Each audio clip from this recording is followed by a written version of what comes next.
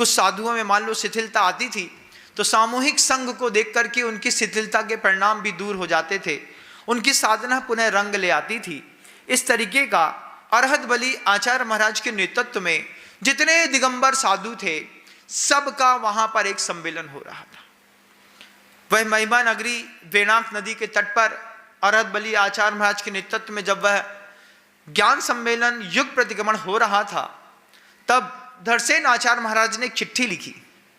चिट्ठी लिख करके कहा कि मेरे पास समय बहुत थोड़ा है और कर्म महाप्रभति का जो मेरे अंदर ज्ञान है वह मैं योग्य साधुओं को देना चाहता हूं।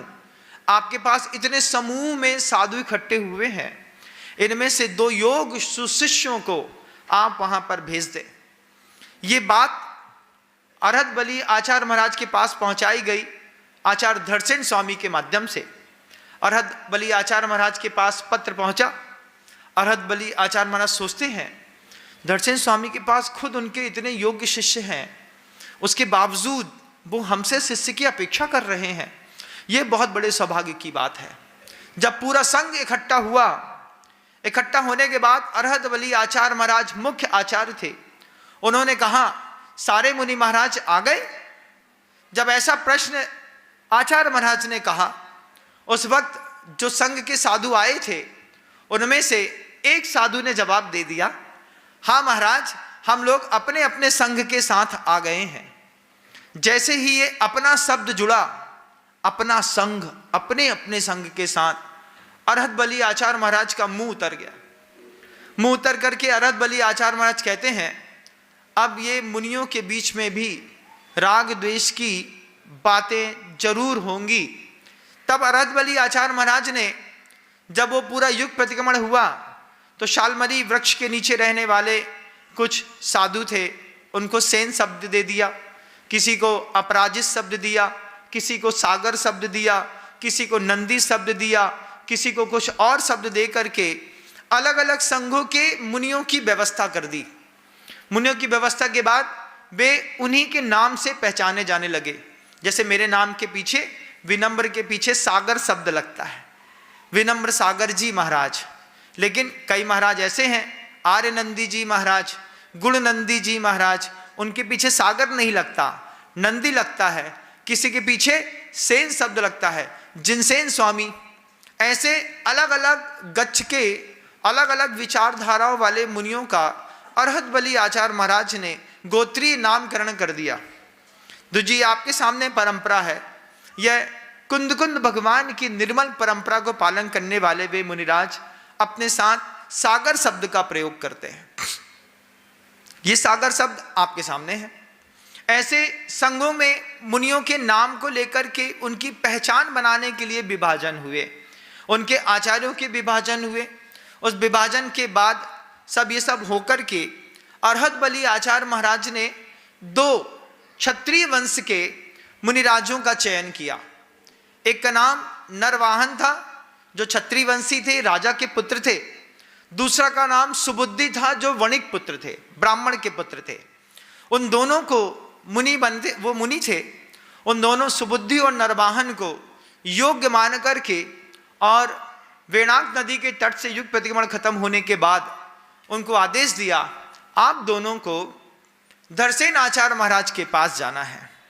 धरसेन आचार्य महाराज के पास जाने का संकेत पाकर के जो आज्ञा कह करके, बड़े सौभाग्य की बात है कि शिष्य के मन के अंदर गुरु की आज्ञा पालन करने का भाव बना रहता है।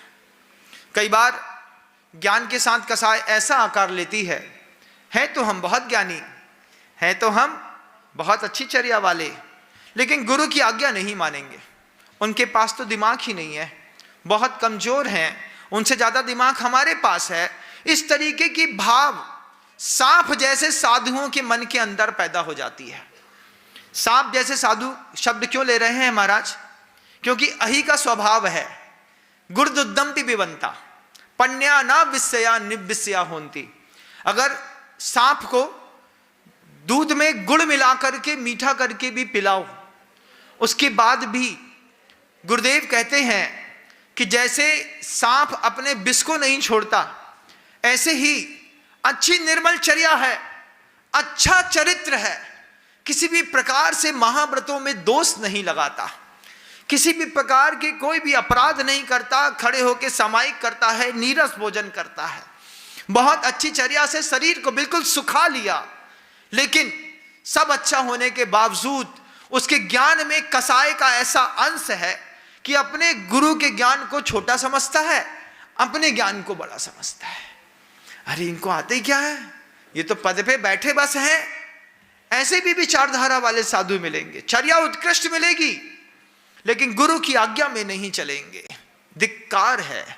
आचार्य कहते हैं, बीरसेन स्वामी धबला की पहली पुस्तक पृष्ठ क्रमांक 12 खोल के देखिएगा, उसमें लिखा है, ऐसा शिष्य मिला, ऐसा श्रोता मिला जो सांप के जैसा था। ज्ञान तो ले गया गुरु से, लेकिन अपने अहंकार के कसाय को नहीं छोड़ा और ज्ञान कसाय के साथ मिल करके विषाक्त हो गया। अच्छी चर्या है, मानता हूं, बहुत अच्छे हैं आप, लेकिन गुरु की आज्ञा में चलते तो जैसे सोने में सुहागा डाल करके सोने का रंग बदल दिया जाता है, ऐसे ही तुम्हारा रंग भी बदल गया होता। आचार्य अरहत बली महाराज ने सुबुद्धि और नरवाहन दोनों को आज्ञा दी। दोनों ने हाथ जोड़ करके स्वीकार की, भगवान मेरे जीवन का उपकार है, आप जैसे महान गुरुओं की आज्ञा हम जैसे नादान शिष्यों को प्राप्त हो रही है।